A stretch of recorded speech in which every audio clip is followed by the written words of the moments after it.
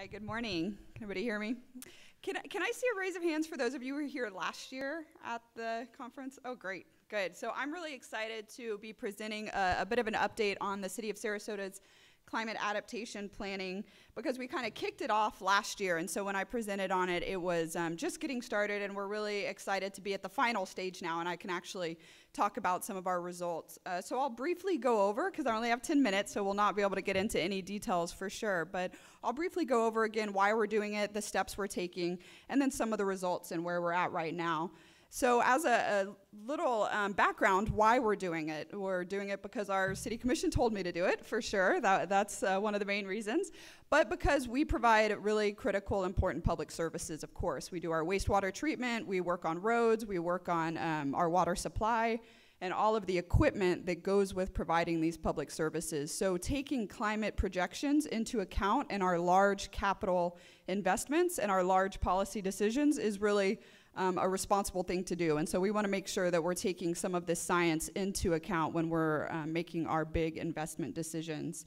We also wanted, one of the purpose and goals of the plan was to make staff more comfortable talking about climate science. We have an interdepartmental team now that is kind of been working together over the last year and a half, and we really have seen a lot more conversation on how we can better integrate and talk about climate science within city projects and policies. And also, we wanted a really organized way to prioritize projects for funding. The way that this process worked is that we have a menu of ideas for adaptation now for our prioritized vulnerabilities within the city, and now we have kind of a process that we've gone to prioritize things and try to research and get funding at this point. So I want to be clear what the scope of the study was that we did through this process, and resiliency takes so many, to be truly resilient, you have to look at a lot of different aspects, including how climate impacts impact neighborhood scale issues, public health, business districts, all these types of things. But what this study scoped, just for capacity and for other reasons, this study scope looked at government infrastructure. So we did look at the assets and infrastructure. We're talking pipes and roads and lift stations and all that kind of hard infrastructure, and some of our natural systems, which I'll show you. But that's the scope. So this green box up here is what we really focused on within this study. We went through 6 steps. We're at the step 6 right now, but we went through 6 steps from the very beginning. The very first step was to kind of draw a line in the sand and say, these are the climate projections we are going to use for the City of Sarasota's impacts. This is what we're going to consider in our planning process. And we presented that to our city commission, they adopted them, and that was the foundation of all the other steps. We then did a huge list of all the infrastructure and assets that we wanted to overlay those projections onto. So we did a big list, and I'll show a little bit about what those are later. And then we did a vulnerability assessment to understand where we were vulnerable to future climate projections, and then we prioritized them.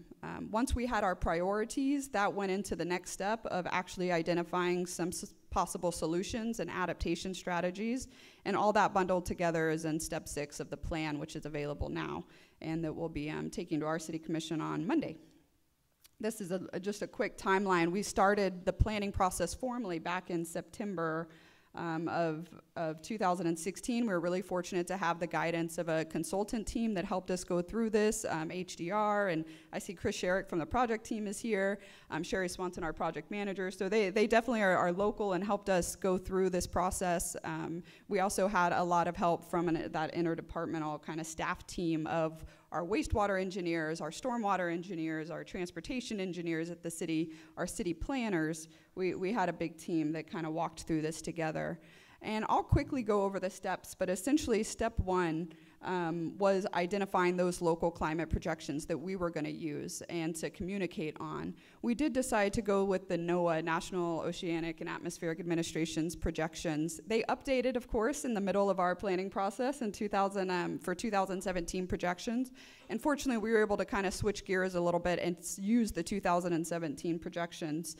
That, in a very simple explanation, is about 12 to 18 inches of projected sea level rise for our area compared to current day levels. And I want to just mention it's technically 1.04 feet to 1.44 feet. So that 12 to 18 inches is an easy way to explain it. Storm surge, we looked at in considering sea level rise on top of current day storm surge, and what the projections showed us that in 2050, Category 1 storm surge will look like today's Category 2 when you consider sea level rise in addition to it. We also looked at extreme rainfall and had this was one of our biggest challenges with modeling and with understanding what projections to consider, but due to seasonal interannual variability and some local tidal gauges not showing clear trends.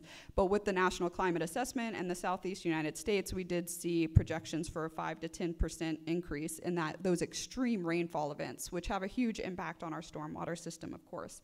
So we took that into account, and the extreme heats.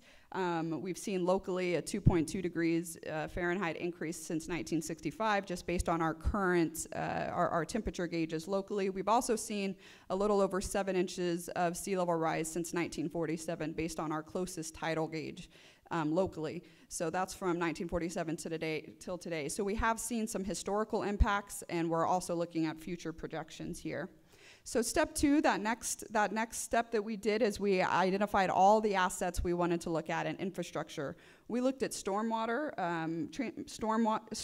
transportation, water supply, wastewater, public lands and shorelines, such as our parks and recreation areas, critical buildings for emergency operations, and water features, we just mean some of our tidal creeks and bayous. We did the vulnerability assessment, which has a whole methodology that I could totally nerd out to everybody and tell you about, but it essentially, I don't have time for it, unfortunately. We have the sensitivity and adaptive capacity was our risk, and then we looked at the vulnerability by calculating and putting actual values to the likelihood each asset was going to be impacted and the consequence shall it be impacted. And the consequence was really interesting, a little more subjective, but a really good exercise for a team to go through and say, what's the economic impact to our city if this intersection is flooded? What's the environmental impact? What's the cultural, historical impact? And what's the public safety and health impact? And each one of those got a ranking of 1 to 5, and we have data for days based on the 220 assets that we looked at. We then prioritized those, and essentially each of those 220 infrastructure points that we looked at in the transportation, water, wastewater, stormwater, all those sectors, we graphed them. And if they were both highly vulnerable and highly at risk, they were a priority, and those are ones that we said, hey, we need to do something about these. I unfortunately can't go through all the results of every sector, but we did look total at 34 transportation assets, including bridges and roads and all that. 15 were shown as being vulnerable. Here's a list of them here. Probably not a surprise to a lot of locals. Some may be more of a surprise than others. There's more details in the report, but you'll see Fruitville here, Fruitville and 41, Main Street, because the consequence of the economic impacts was so high. The 10th Street boat ramp is our only official emergency operations, so there's different reasons why these made them up here, but we have now prioritized vulnerabilities that are all graphed and have methodology. Stormwater might not be a surprise, but that was our most vulnerable sector here that we had results that showed up as we looked even to the detail of tidal outfalls out to the bay and how high they were above the tide, and we looked really detailed at this. Public lands, we looked at very in a different light because parks are so important, not only if they're vulnerable, but the value they can provide in the future for stormwater retention and other issues. The very last step was identifying adaptation strategies.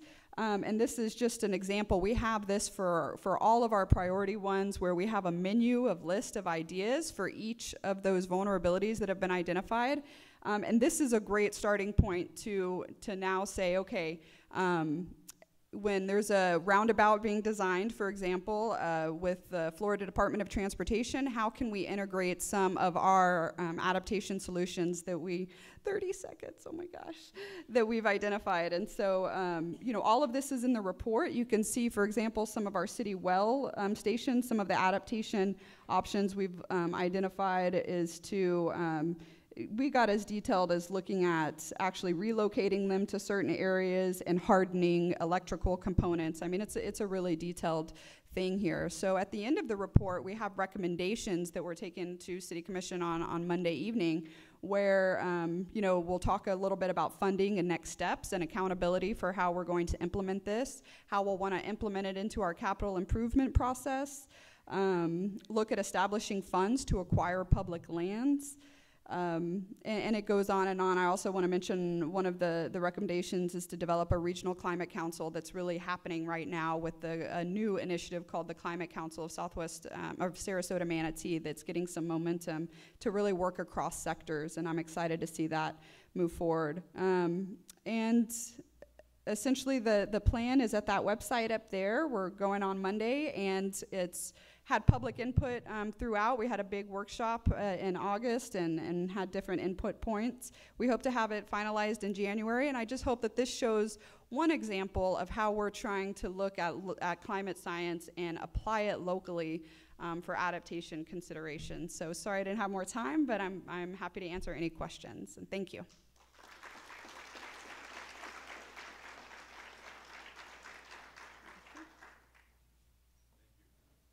Son?